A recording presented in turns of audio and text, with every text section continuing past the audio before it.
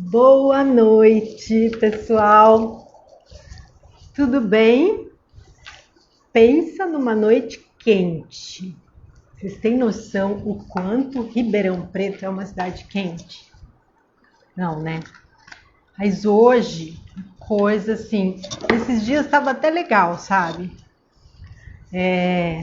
Nesses meses de pandemia, o clima esteve até que mais ou menos tranquilo, mas hoje parece que resolveu esquentar de verdade. Bom, estamos aqui para conversar com a Michelle. Vou esperar um pouquinho o pessoal chegar e dar os meus recadinhos. Para quem não nos conhece, a Associação Síndrome do Amor é uma organização sem fins lucrativos, uma ONG, né, que tem como objetivo informar, acompanhar, fortalecer, enfim, várias questões em relação a famílias que têm filhos com doenças genéticas graves e raras. A Síndrome do Amor trabalha basicamente com dois núcleos. Um é o T18 Brasil, que a gente vai falar bastante essa noite, e o outro é o Amor Raro.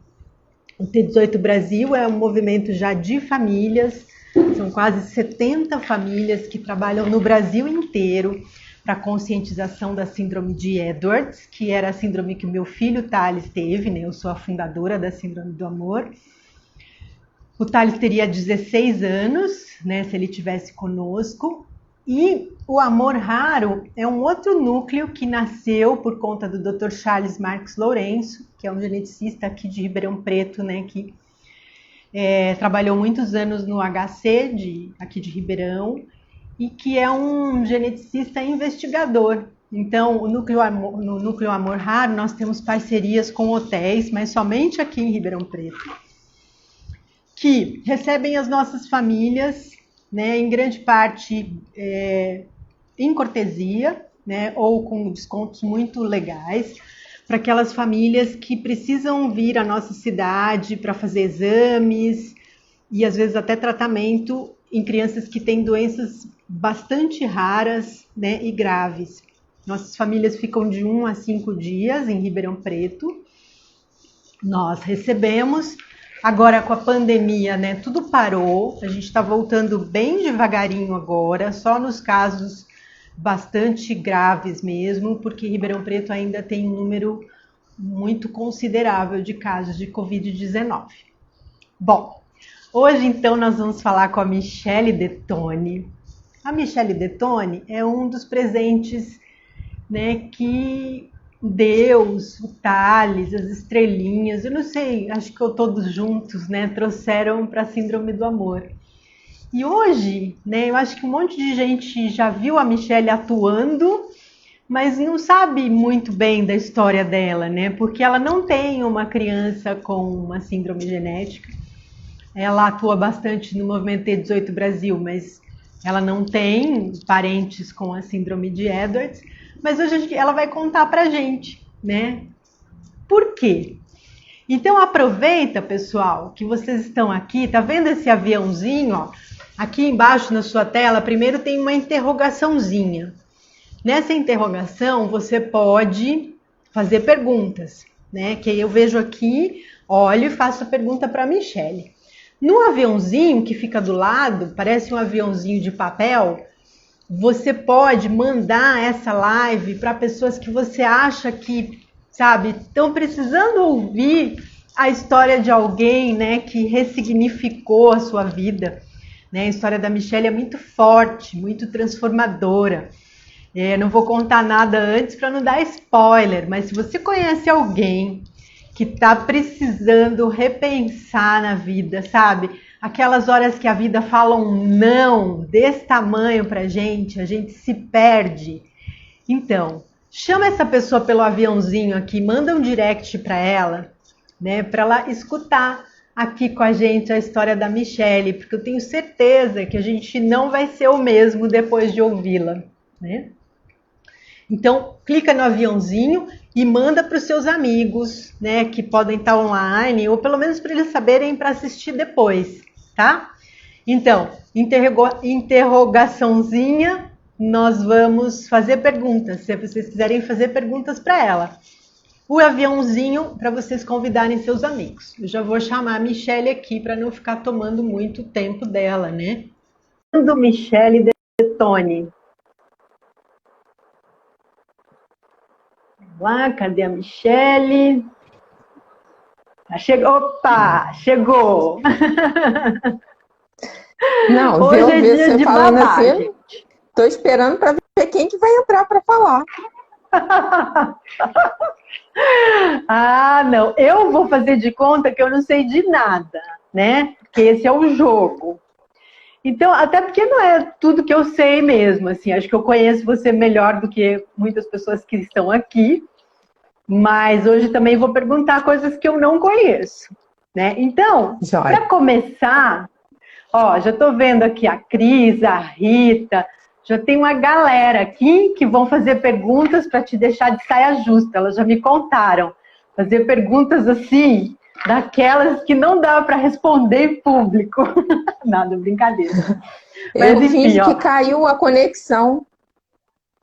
Valéria tá aqui, eu vou só fixar aqui o nome da nossa live.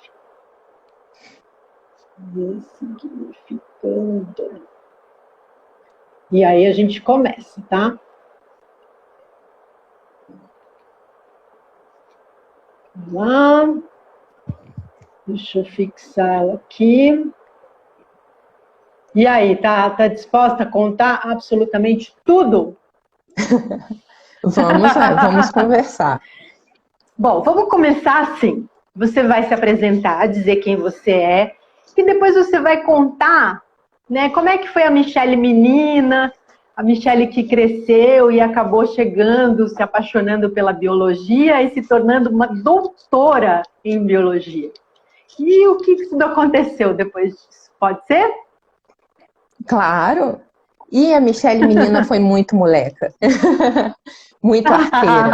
Adorava subir em árvore, jogar bola, andar de skate. Eu só gostava de coisa de menino, porque era muita aventura. Que graça tinha ficar conversando com as bonecas paradas? Nenhuma. Então, assim, eu tive uma infância bem, bem tranquila, bem natural, igual a de todo mundo, cheia de sapequice, de peraltice, soltar pipa, jogar bola, tudo, tudo, tudo. Que delícia, que Assim, delícia. Então, e eu sempre, agitação e total. eu sempre gostei, total. E eu sempre gostei muito de estudar. Então, minha mãe conta que a grande dificuldade dela era fazer eu almoçar antes de eu fazer o dever de casa. Porque eu queria chegar da escola e eu queria estudar ali naquele momento, eu queria fazer meu dever de casa e eu queria olhar o livro, o que tinha para frente, sempre muito ligada em estudo. E quando eu descobri que existia faculdade depois do colégio, eu falava que eu queria fazer faculdade. E aí eu fui descobrindo que existiam as outras graduações e eu queria estudar até quando desse, o máximo que fosse possível. Então, assim, foi uma infância bem feliz. Olha, que legal. Então, essa coisa de estudar já estava em você desde criança. Sim. Sempre, sempre. E Sempre era uma teve. coisa, assim, tipo, da sua família? Tinha alguém que você se mirava ou era algo que estava dentro de você mesmo? Porque tem aquelas famílias, Não, assim, que todo mundo nada. é médico, que todo mundo é advogado, né? Aí a criança Na já verdade, nasce. assim, meu pai só tem o segundo grau e a minha mãe nem o segundo grau não tem. Então, e meu irmão Olha. mais velho não gostava de estudar de jeito nenhum. Então, não era nem algo que eu via ele fazer e queria repetir, não. Era algo que realmente eu gostava. Eu tinha esse fascínio por conhecer as coisas e gostava mesmo. Tá, e aí, bom, você nasceu em Juiz de Fora, né, que você me falou? Não, eu nasci no Rio, em Nova Você nasceu no Iguaçu. Rio, em Nova Sim. Iguaçu. Aí fui E aí sempre você criada no estudou? eixo. Isso. Fui sempre criada Rio Ah, Juiz de Fora, que era a família da mãe e a família do pai. Tá, e aí, bom, mas você nasceu lá e depois você mudou? Ou foi só na época da faculdade já que você foi para Juiz de Fora? Não, na verdade, assim, como a família da minha mãe é do Rio, do meu pai de Juiz de Fora, em vários momentos da vida a gente mudou entre Rio e Juiz de Fora. Então, eu ficava 1, 2 anos no Rio, depois meus pais mudavam para Juiz de Fora, então eu fui criada meio que nessa ponte rodoviária, né? Alguns é criado em ponte aérea, eu fui na ponte rodoviária Rio e Juiz de Fora. E a biologia? Quando que surgiu? Assim, já estava em você desde pequena? Como é que foi, né? Porque quando a gente gosta de Não, estudar, parece que o leque ainda abre mais, né?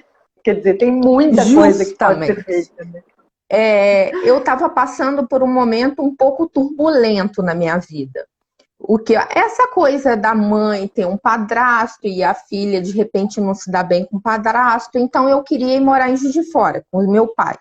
Então eu sabia que eu queria ir para Juiz de Fora e uma maneira que eu achava que eu não ia machucar tanto a minha mãe era estar fazendo essa mudança por conta de uma universidade pública, então eu teria que passar numa universidade pública para ir morar com meu pai. E só que meu leque era enorme, porque eu tinha feito segundo grau técnico em Química na Federal do Rio. Então eu já fiz um segundo grau técnico, já mexendo um pouco com esse meio científico, com microscópio, com laboratório.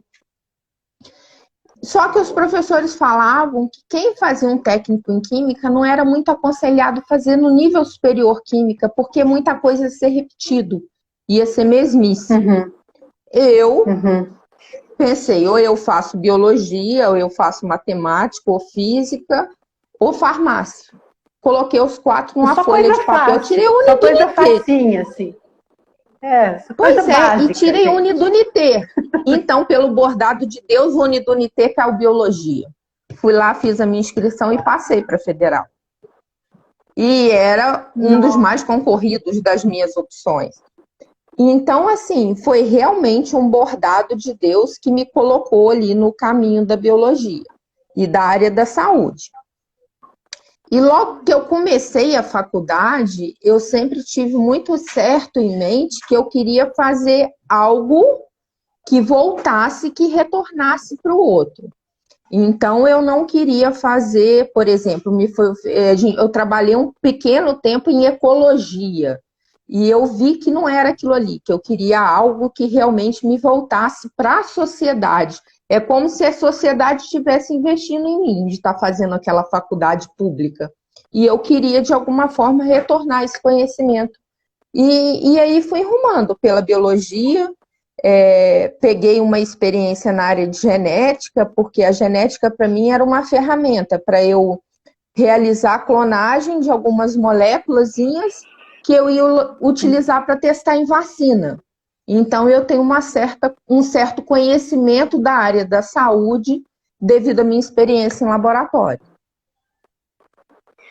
E aí, Michele, então assim, sua vida se tornou meio que os estudos, a pesquisa, né? E quando é que veio o casamento, por exemplo? Foi depois que você já tinha galgado os degraus? Quando que apareceu Giovanni nessa história? Giovanni apareceu quando eu estava na fase, eu fiz o mestrado, dei aula por 2 anos ainda na Federal, e nesse período de eu dar aula antes do doutorado apareceu o Giovanni. E aí a gente começou a namorar, casou, e aguardando uma oportunidade para começar a ter nossa pequenininha, nossa filha, né? Então foi nesse meio tempo aí de mestrado e doutorado. Não, legal. Aí, até agora, eu acho que quem está assistindo, né, deve estar perguntando assim, nossa, mas o que será, né, que ela veio falar aqui, né? Falar de biologia, falar de cromossomos, né? Até que a gente pode falar, né? Mas nesse caminho aí da Michele, ela ficou conhecendo um nome estranho, né? Que também tem a ver com a biologia, mas que acabou tendo a ver muito com ela também, né? Quando é que chegou a paraparesia espástica hereditária na sua vida, Michele? Então, durante a minha graduação, a gente andava muito, porque a faculdade era muito grande. E, de repente, eu comecei a sentir uma dificuldade a mais do que as outras pessoas, percebendo que eu já não aguentava ir no RU, porque tinha que subir um morro, as aulas distantes eu já tinha mais dificuldade.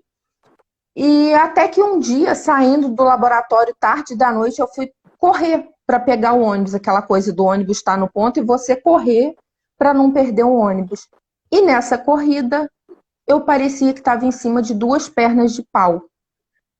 Eu não saía do lugar e, ao mesmo tempo, a minha perna andava muito, porque estava dura e eu tentava correr e não saía. E foi aí que eu me deparei pela primeira vez com a paraparesia. Eu estava no mestrado, acredito eu, para o doutorado. E depois continuou tudo normal. Vida que segue, não aconteceu mais nada, eu estava ótima, tudo normal, até que, novamente, em torno de 2014, começou dificuldade para caminhar. Então, eu fui também diagnosticada com a paraparesia, que é uma doença genética também severa, e que ela acomete o neurônio motor superior, que faz a ligação do córtex cerebral até a medula, e que vai mandar o movimento das pernas. Então, eu tenho esse neurônio acometido e aos poucos ele tende a ir morrendo. E conforme ele vai morrendo, a dificuldade de andar aumenta, e as pernas vão ficando mais duras, e a vida vai seguindo. E em termos de tratamento, assim, a gente pelo nome já vê que é uma doença hereditária. Então, como é que era na sua família, né? Tinha casos ou você é o primeiro? Como é que funciona isso? Não, tem casos sim na minha família. Tem a minha mãe e eu tenho um primo da parte materna também que tem um acometimento bem grande. Nós somos 3. Tá, mas agora vamos assim, você está falando, eu estou pensando aqui. Então você estava, assim, tipo, no auge da sua carreira, né? Uma pessoa dedicada bastante aos estudos, que estava planejando seguir na carreira acadêmica, né? Da aula, não sei qual era, né, o seu objetivo. Sim. E aí, de repente, você teve esse problema para andar, aí num primeiro momento pareceu que foi uma coisa, né, que aconteceu naquele momento. Aí em seguida você já teve o diagnóstico, né? Só que aí você tinha um agravante em relação às outras pessoas, porque você conseguia entender muito bem qual era, né, toda a complexidade, ou mesmo a gravidade da situação, né? Como é que foi esse impacto para você, Michele? O que você pensou num primeiro momento? Primeiro momento é de luto. Primeiro que você não acredita, né? Você fala, não, isso deve ser mentira. Isso não vai acontecer. Imagina, meu neurônio morrer. Por quê? Né? E aí você fica... E no segundo momento, quando você cai a ficha que não tem alternativa, que você vê que você está piorando, como assim? Coisas que você não fazia, você já não aguenta fazer. Ficar em pé tanto tempo, você não aguenta mais andar 500 metros para fazer compra. Então, você vai percebendo que realmente, e aí? A vida acabou? Os sonhos acabaram? O que você faz, né? Então, o primeiro momento é de luto. É de nervoso, de medo, de angústia. E a Giovana, ela veio antes ou depois desse diagnóstico? Jojo veio depois. Na verdade, quando a Jojo veio, quando eu engravidei, eu tinha um acometimento, mas ele era tão fino que às vezes eu falava com as pessoas, olha, eu tô com muita dificuldade. A pessoa olhava para mim, mas você não tem nada. Isso é frescura. Você deve estar com isso na cabeça, é coisa da sua cabeça, porque você tem a mãe, você acha que você tem também. Então a gente passa muito por isso. E assim, então como eu estava com um acometimento pequeno ainda, eu engravidei A gente planejou a Jojo direitinho, conseguimos, e, né, Jô? E hoje, graças a Deus, ela é uma bênção. E qual que é o prognóstico, Michele, da paraparesia? Quer dizer, como é que tá? Tem alguma possibilidade de tratamento, né? Como é que tá a pesquisa em relação a isso? É uma doença muito rara? Não é tão rara? Não, na verdade, ela comete cerca de 10 a cada 100 mil pessoas. Ela é rara, mas não é uma das mais raras. Em relação a prognóstico e tratamento, o que a gente tem é tratamento dos sintomas, né? É uma coisa um pouco paliativa. A gente não tem ainda como frear a morte desse neurônio, é uma coisa que realmente acontece, não tem o que fazer. O que a gente tenta é diminuir um pouco os sintomas, com fisioterapia, com medicamentos, mas nada que seja 100%, pelo menos não no meu caso. E ela é considerada degenerativa, quer dizer, vai ter, sim, assim, certamente uma piora com o passar do tempo, ou não necessariamente? Sim, ela é progressiva, tá? É uma degeneração mesmo do neurônio, não tem como. E o que morreu, morreu. Não existe como, eu vou fazer fisioterapia para eu me reabilitar e voltar a andar meus 500 metros. Não. O que morreu, morreu, não, já era. O que a gente tem que fazer é tentar andar ali com as fisioterapias para que as coisas não progridam numa velocidade muito grande. Uhum. Bom, você tinha uma doença, né, que já estava diagnosticada, você como bióloga sabia todas essas ligações aí do neurônio e tal, né? E o que você fez? Você foi buscar outras pessoas que tinham a mesma doença? Ou você partiu para um lado mais da saúde mesmo? Você ficou só com os médicos e com a área da saúde? Né, que caminho, porque assim, a nossa experiência, né, da maioria das pessoas que eu creio que estão assistindo a gente agora, é a gente acompanhar uma doença do filho, né? Eu lembro até que eu tive uma experiência uma vez que eu entrei num grupo de pacientes, convidada por uma associação. Uhum. E assim, eu fui quase morta dentro do grupo, porque é uma situação completamente diferente, né? Não que seja melhor ou que seja pior, mas é uma experiência que realmente eu não tenho. Eu não sei o que é ter uma doença genética. Eu sei o que é ter um filho com uma doença genética. Uhum. E é muito diferente a forma, né, de agir, porque é com você. E aquelas pessoas, elas estão lúcidas, elas estão sabendo, né, exatamente o que está acontecendo. Né? Então, qual que foi seu primeiro... Assim, depois do luto, né? Porque eu acho que o luto é uma coisa mais quietinha, né? Que você fica mais, né, na concha, assim. A hora que você começou a sair dessa fase, né? O que você foi procurar? Na verdade, assim, como sempre, os bordados de Deus, né? Eu sempre gostei muito de ler artigo, então eu sempre li artigo a respeito até da doença. Mas eu não era muito ligada em rede social, grupo de WhatsApp, nada disso. Eu tinha aqueles celulares antigos e nem me preocupava em ter outro novo.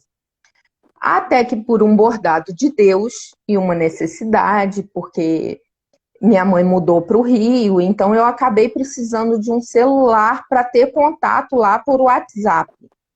E aí eu acabei conhecendo outras pessoas que têm a doença. Conheci a Celina, o Jailson e a Rejane, e eles me colocaram num grupo de pessoas com a doença e eu comecei a entender o dia a dia dessas pessoas, como era, como elas se sentiam, quais eram as dúvidas. E aí eu comecei a entrar pelo mundo das doenças raras.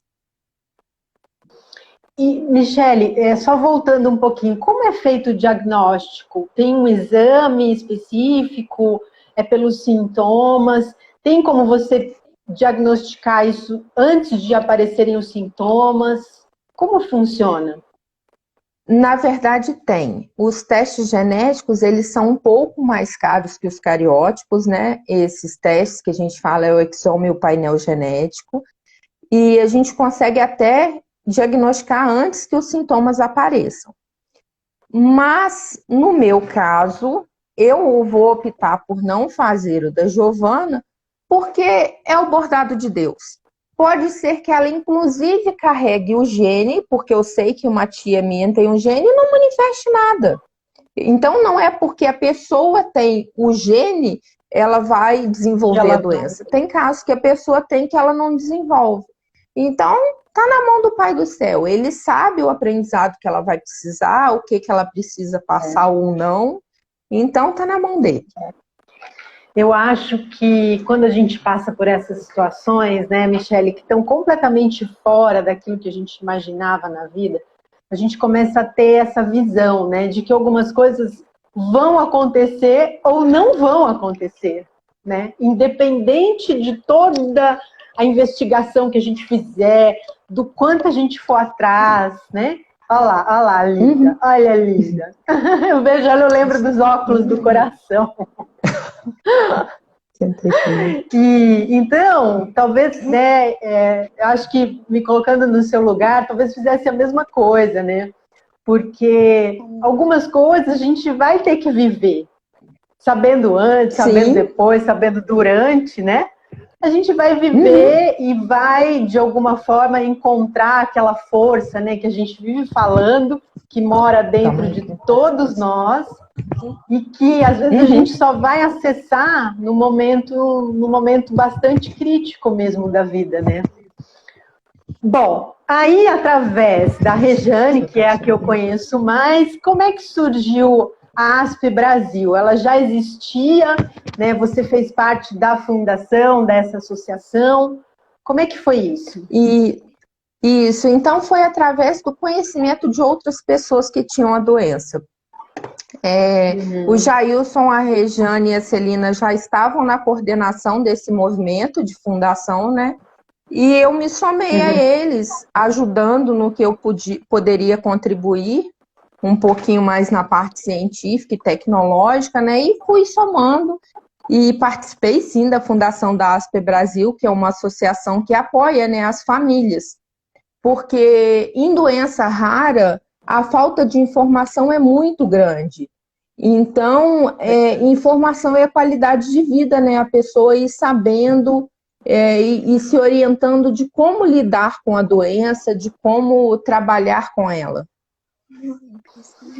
E aí ela é uma associação só de pacientes com paraparesia, a ASP Brasil. Pacientes e familiares acometidos pela paraparesia. Isso. Entendi. E aí, como é que foi que você chegou, então, né? Então você já estava num movimento não só de buscar ajuda para você, né, para entender melhor da sua doença e procurar qualidade de vida, como você disse, mas você acaba se envolvendo com outro grupo, né, de famílias, na verdade, não com pacientes exatamente, mas com outro grupo de trabalho de suporte à família. Como é que a gente consegue, Michele, administrar tudo isso? Família, a sua própria família, né, toda a mudança que aconteceu na sua vida em função do que a doença te trouxe, né, alguns sintomas que você tem, né, no seu dia a dia que, né, te incomodam, te causam dor, e ainda, né, você tem aí dentro da sua rotina e do seu coração, né, espaço para atuar ainda com outro grupo de pessoas também que traz uma história de bastante dor, né, de bastante sofrimento. Conta aí, como é que você chegou no T18 Brasil? Bom, isso que eu ia falar, você fez milhares de perguntas, vamos devagar. Com essa coisa de entender um pouquinho o que era associação, como que funcionava e tentando ajudar as famílias com a paraparesia, e ainda me sentindo em luto, tá? Porque a síndrome de Edwards, a gente descobre que a criança tem e você vive o luto total naquele momento. até Sim. você redescobrir a beleza daquilo que você está diante de si. Só que no caso da paraparesia, eu digo que esse luto é um pouquinho contínuo. Por quê? Porque quando a gente acostuma com aquela maneira de viver, com aquele patamar, não, eu acostumei. Eu tenho que andar devagar, eu não consigo subir morro, eu não consigo subir escada, eu tenho que andar de elevador. Então, eu acostumei com aquele patamar. A doença vem e progride um pouquinho mais. Então, você tem que se acostumar de novo, você passa por outro luto. Então, é um luto contínuo. Então, quando eu estava em um desses lutos, porque eu estava me sentindo inútil, porque aquilo que eu tinha estudado não servia para nada, de repente eu fui fazer um curso. A Nayara me passou, uma amiga minha da ASP, Michele, tem esse curso aqui sobre associação. Falei, então vamos fazer, bora encher a cabeça. Para mim, a melhor coisa é encher a cabeça, estudar. Então vamos estudar. Tem um curso, vamos fazer. Falei, Giovanni, vão lá, paga o boleto, vão resolver isso. E aí, quando eu entrei no curso, aprendi realmente horrores, achei que ia aprender muito de associação. Mas eu me deparei com um aprendizado de vida muito grande. Porque a pessoa que estava ministrando o curso, no meio do curso, contou um caso de que ela defendia e ela tinha tido um filho com síndrome de Edwards. E que a maior luta dessas crianças era para ficarem vivas. Cara, aquilo foi um tapa na cara, igual o Thales deu na cara dessa professora. Então, isso, o Thales não, Natan, isso foi um tapa na minha cara, porque eu tava aborrecida, triste da minha vida, sofrendo, me sentindo a vítima. E, de repente, a pessoa fala comigo que a criança está querendo simplesmente o direito de viver. E aquilo para mim caiu como um tapa de luva. Então, a gente começou a entender esses valores. E aí eu me interessei por entender o que se passava com essas crianças. Então, foi assim que a síndrome de Edwards entrou na minha vida, num curso ministrado pela Marília. Marília era minha professora. E eu não larguei essa professora mais de jeito nenhum. Gente, e me apaixonei pelas crianças, pela história das crianças. Eu vivo fazendo isso, Michele, agora, né? Mesmo os cursos que eu dou para ensinar as ferramentas, né, do celular, que é o meu trabalho, eu acabo misturando tudo com as histórias de vida e viram uma salada toda. Eu sei que quando acabo os cursos eu estou cheia de novos amigos, sabe? De pessoas que eu acabo conversando e trocando, porque viver é isso, né? É você trocar experiências. Esse é o melhor estudo, né, que tem.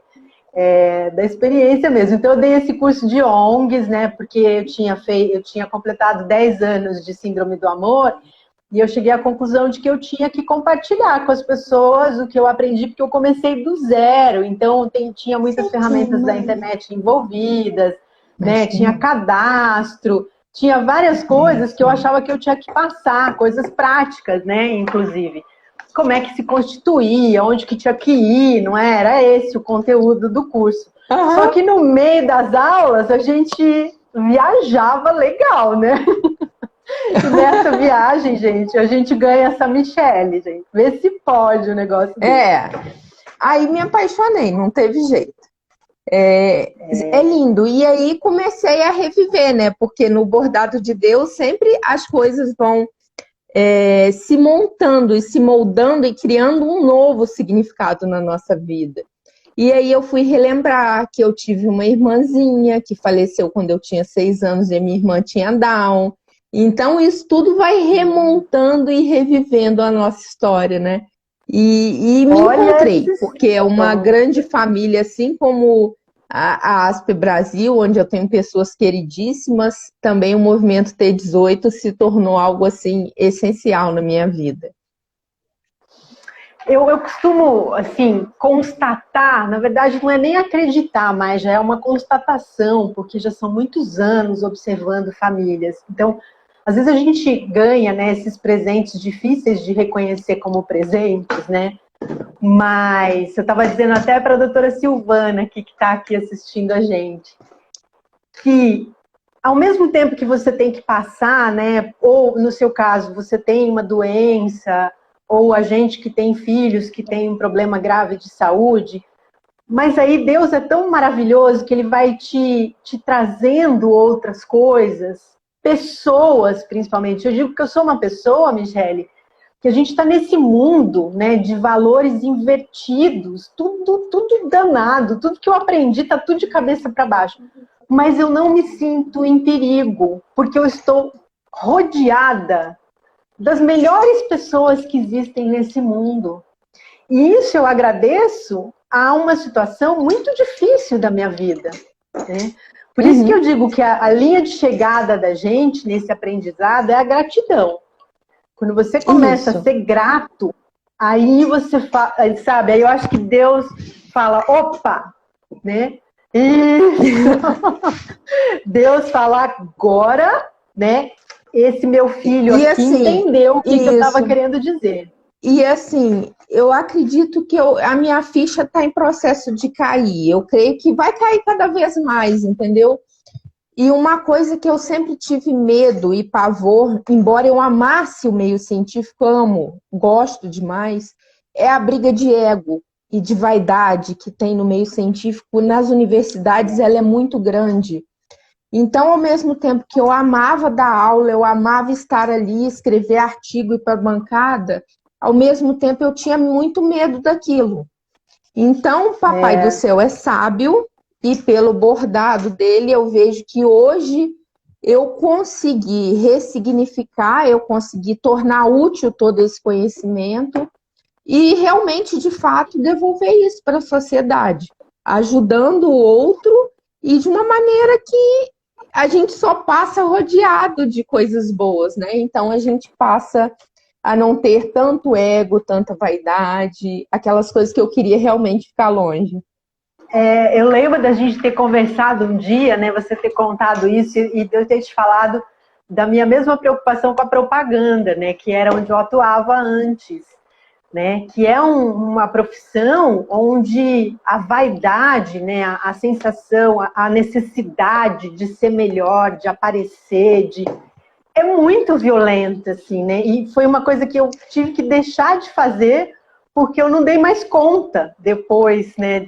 Claro que eu faço ainda. Propaganda é que nem política, né? Você pode falar que você não faz política, mas você faz política o tempo todo, Fernanda. Mas propaganda também, você tem que propagar, né? Você tem que falar o que você faz e tal.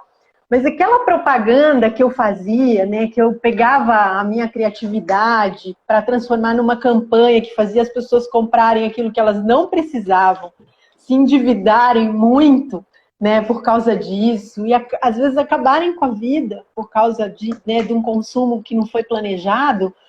Isso era uma coisa que me machucava muito. Não que eu acho que as pessoas não devam fazer, não é isso. Sabe? Eu acho que cada um, né, meu irmão, por exemplo, é um grande publicitário de grandes empresas e o trabalho dele é maravilhoso. Mas depois de certas experiências que você tem na vida, você não consegue mais fazer determinadas coisas. Não dá, não combina mais, não é? E assim, e a gente aproveita para ressignificar as coisas, né? Porque se aquele caminho não está fluindo, como a gente até estava conversando hoje, por que a gente vai ficar ali remando contra a maré? Então, Papai do Céu, pelo bordado e pela experiência e pela sabedoria dele, me colocou nesse caminho. Agora vamos olhar esse caminho e ver o que eu posso usar de positivo nele, o que eu tenho de benéfico nele, porque tudo tem um lado bom, tem um aprendizado a ser extraído, né? E então eu comecei a ver, eu estava na paraparesia, que é uma doença genética onde ninguém entende o que o médico fala. Eu estava lá no T18 olhando as mãezinhas, às vezes, sem entender também o que acontecia com o filho delas, para o filho delas ter aquela série de anomalias. Então, aí, conversando de novo com a minha professora falou assim, Michele, a minha professora é ótima, um dia eu apresento ela para você. Ela falou assim, Michele, lá fora tem uma coisa, eu não lembro se era no Canadá, tem uma profissão onde a pessoa traduz o que o médico fala. Você já ouviu falar isso? Falei, não, nunca vi isso.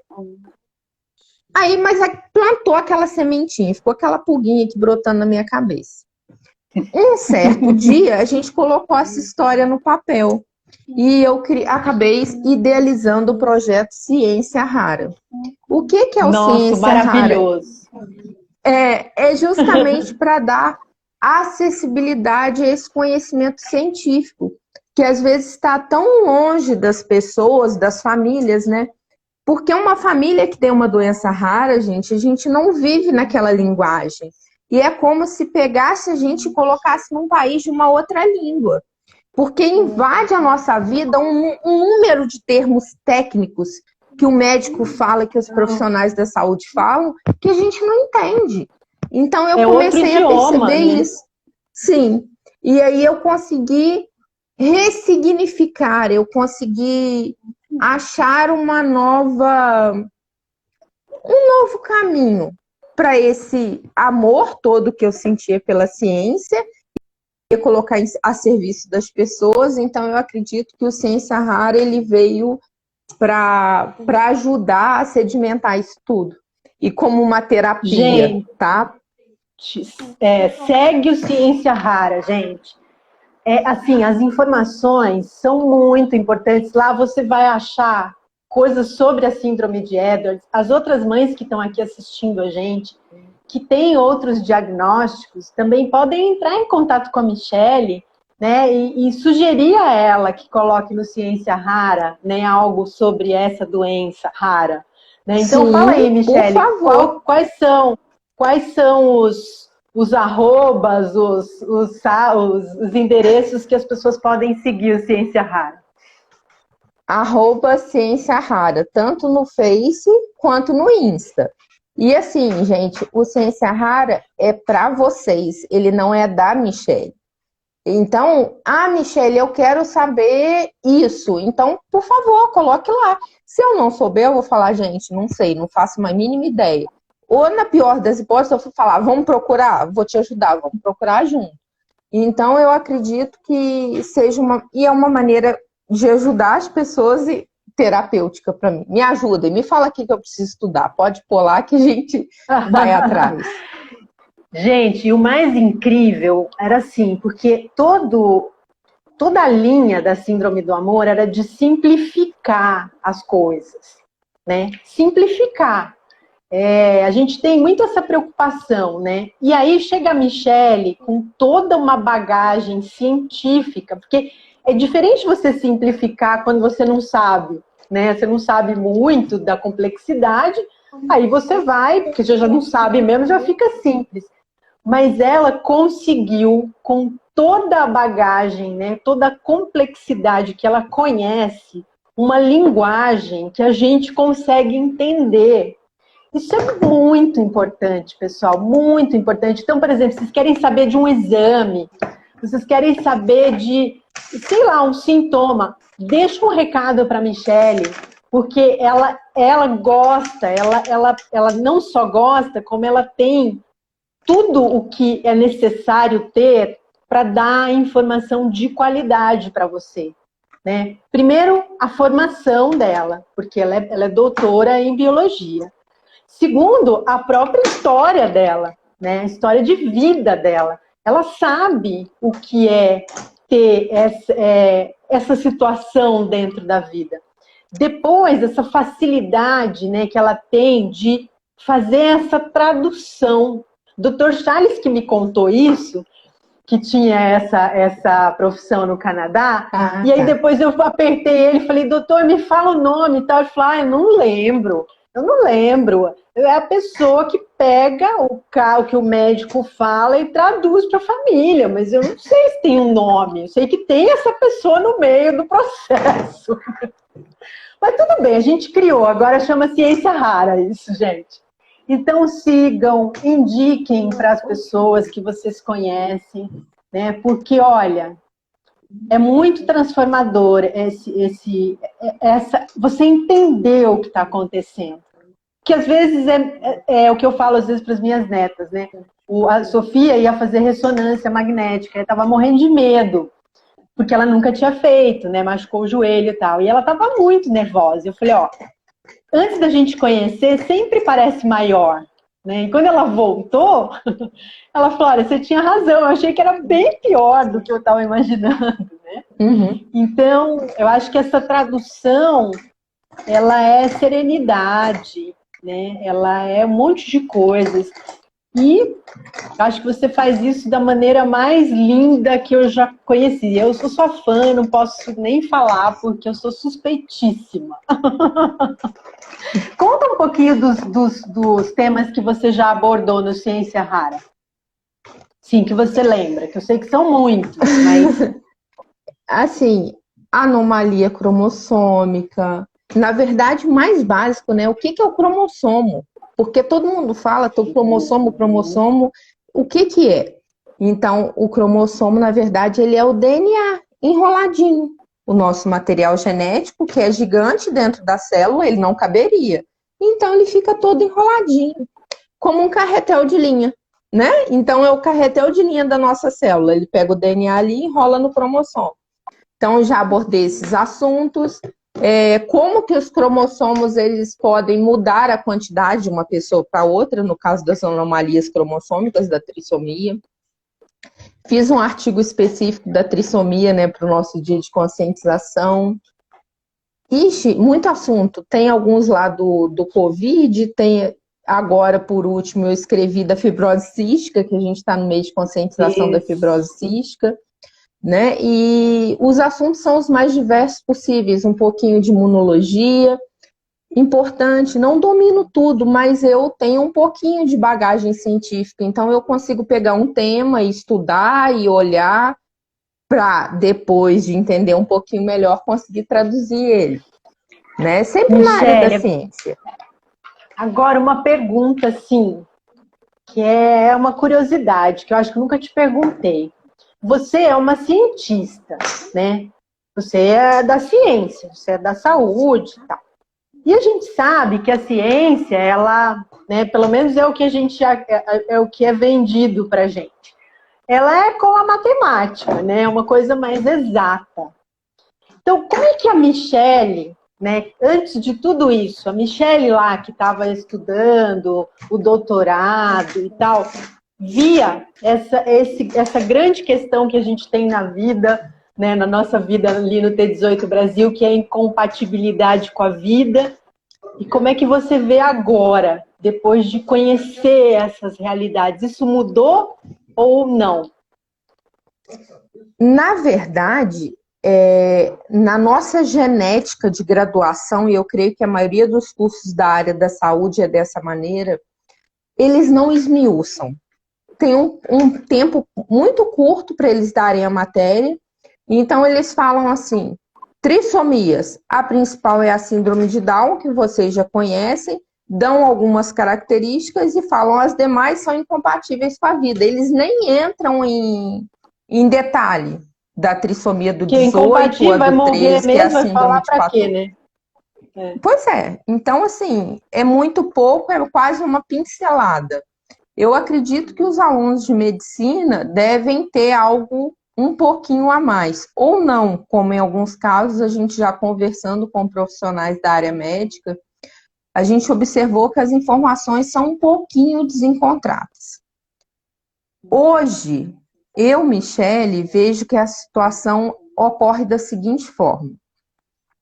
Muitos livros que a gente enaltece da área médica, eles são traduções de livros americanos. E o que acontece? Nos Estados Unidos, a realidade é outra. Lá, inclusive, o aborto dessas crianças é legalizado. Então, nos livros, eu acredito que esteja, por serem apenas traduções, então quem traduz não pode alterar nada. Então, lá, é uma síndrome muito grave, tem inclusive aconselhamento de aborto. Então, isso vem escrito na tradução, porque lá é permitido. E eu acredito que isso esteja se perpetuando como se no nosso país fosse permitido tal como lá. Isso é a minha maneira de enxergar. Influencia a Eu atuação do acredito que médico muito. aqui com outra realidade, Muito. com outra lei e tal, porque Sim. eles indicam o aborto com uma naturalidade muito grande, né, Michele? Você vê os relatos que a gente tem das famílias, é E como se lá fosse a nos coisa Estados mais Unidos é natural do natural. mundo. E lá Eu nos acho. Estados Unidos é natural. Então, Você é vê. até assim, um pouco da gente conseguir transformar esse olhar do médico. Porque o que ele faz é seguir o que está escrito no livro. Só que a gente tem que trabalhar isso em cima da realidade brasileira, né? Porque nós estamos em outro país. E também o número de artigos sobre a síndrome de Edwards, sobre a discussão das questões de cirurgia, dos tratamentos invasivos, eles têm aumentado. Então, ir trabalhando em cima disso e torcendo para que essa realidade ela chegue nos livros e chegue nas universidades, da maneira que os profissionais vejam como essas crianças elas vêm com uma missão. Eu estava vendo, inclusive, isso numa palestra, né? Que o momento mais rico da nossa vida é quando a gente está de frente com situações difíceis, porque são os momentos que a gente vai repensar na nossa missão.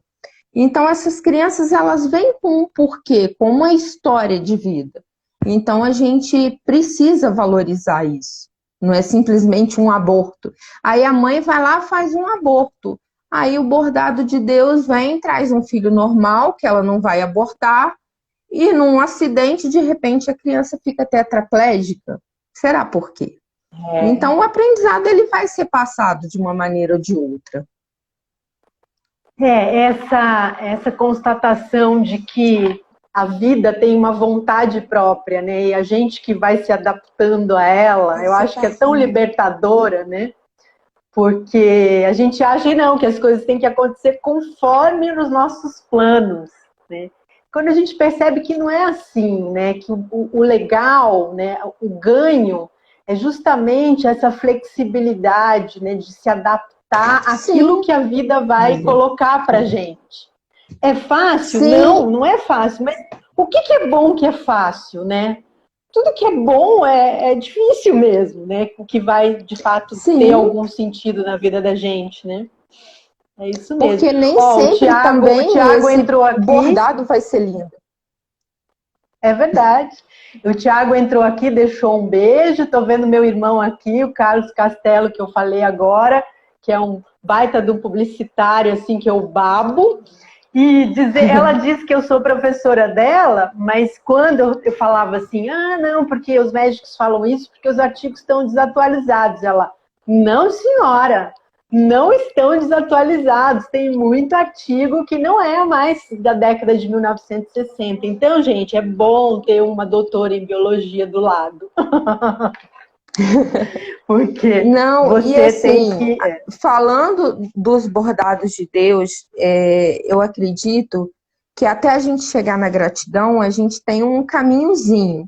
E nesse caminho, vamos parar para refletir se vale a pena ficar tanto brigando quando a gente não gosta muito daquele ponto que Deus deu na vida da gente.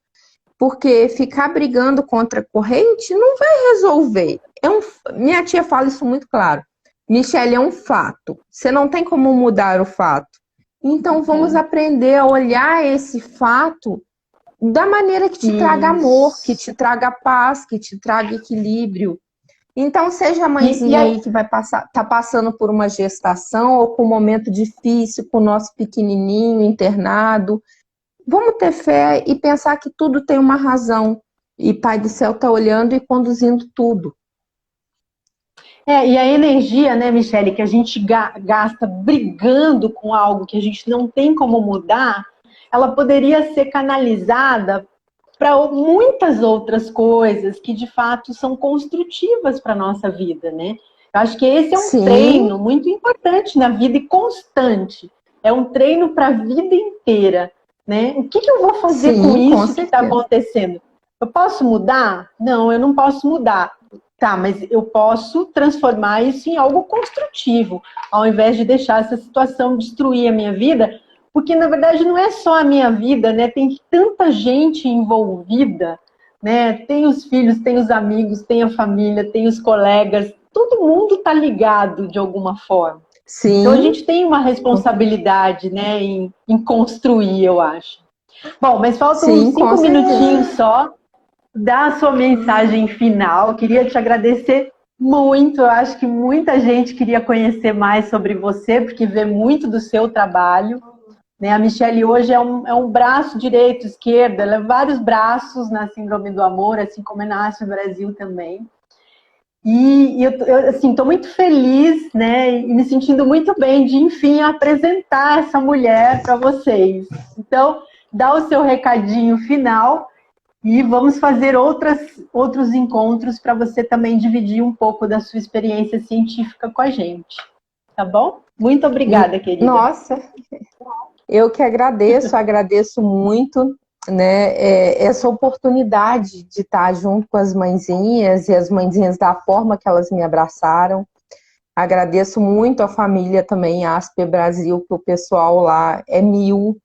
Então, eu acredito que não tem outra palavra, né? É gratidão mesmo pelo esse bordado de Deus, que tem hora que a gente não entende, chora, briga e se revolta, e depois que a gente pensa um pouquinho, a gente vê que o Pai do Céu é sábio e que tudo confluiu da melhor maneira possível. Então, a minha palavra é gratidão. Se tem alguma coisinha que você não é grato por ainda, uma verruguinha, alguma coisa que te incomode muito, procure ali o que ali tem de bom, porque com certeza algo bem legal tem ali para você. Basta você olhar de uma maneira diferente, né? Com óculos do amor, com o coração, e vai dar certo, tenho certeza. Se eu conseguir enxergar o lado bom de não conseguir ser cientista, de não ser professora numa universidade, você também há de enxergar o lado bom em qualquer coisa, pode ter certeza. É isso mesmo, gente. A única coisa que a gente pode mudar em qualquer situação é o nosso olhar, né? Isso Sim. A gente tem total habilidade, poder, né? Então, às vezes, mudando um pouquinho o ângulo, a gente consegue ver coisas que até a gente mesmo duvida. Quem diria, Rodrigo estava aqui, meu sócio, que naquele curso de ONGs, né? Eu ia ganhar esse presente que é a Michele. Eu não, mas toda a família Síndrome do Amor e T18 Brasil. Michele é uma filha que Deus me trouxe, assim, que inclusive eu costumo até confidenciar coisas, choramingar um pouquinho para ela, como eu faço com os meus filhos. Então, Deus te abençoe. Tenho certeza que a gente vai fazer muita loucura ainda, loucura boa, né? Para que essas pessoas possam, como a gente, eu digo, você com você mesma, eu com um filho. Né? Então, acho que nós temos que, de fato, né, nós temos um dever de contar que tudo isso pode e deve ser visto e vivido de uma forma diferente. Mostra a Giovana de novo pra gente. Outro dia, eu até... Vem cá, Ju. É porque ela tá morrendo de sono já. Outro dia, eu inclusive brinquei com o Giovanni, porque eu sinto muita dor. A minha principal ponto de incapacidade é a dor. Então, toda hora eu tô fazendo alguma coisa, eu tenho que parar, deitar, pôr a perna para cima. Aí a cabeça fica a 1000, né? Querendo trabalhar. Outro dia eu falei, Giovanni, eu tenho que ter um computador igual do Steve Jobs. Daquele que lê a mente da gente. Imagina o que eu não vou fazer com daquele. Eu deitada lá com a minha perna para cima e a cabeça funcionando, indo tudo pro computador. Então, se Deus quiser, vamos pedir na paz do céu para dar tranquilidade, serenidade. Por enquanto eu vou deitando, quando dá eu sento, fico na frente do computador. E uma hora eu ainda vou ter um computador daquele para pôr a mente para trabalhar. Olha que monte de coisa que nós vamos fazer. Não, gente, você é mais jovem, mas é a gente que via os Jetsons, né, um desenho dos Jetsons. falando com as pessoas no telefone e tal, daqui a pouco o computador ligado na cabeça é uma coisa, né? É facinho. Nossa senhora, eu vou ler artigo científico de noite. Bom, temos 30 segundos só. Gente, muito obrigada. Michélia, beijo, viu? Tem gente aí da época do meu mestrado que me acompanhou no laboratório muito tempo, a Michélia. Você jura? Uma querida. Olha. Juro, Michélia é uma Michélia, querida. segue a gente que você vai estar vendo a Michelle todo o tempo. Beijo, acabou.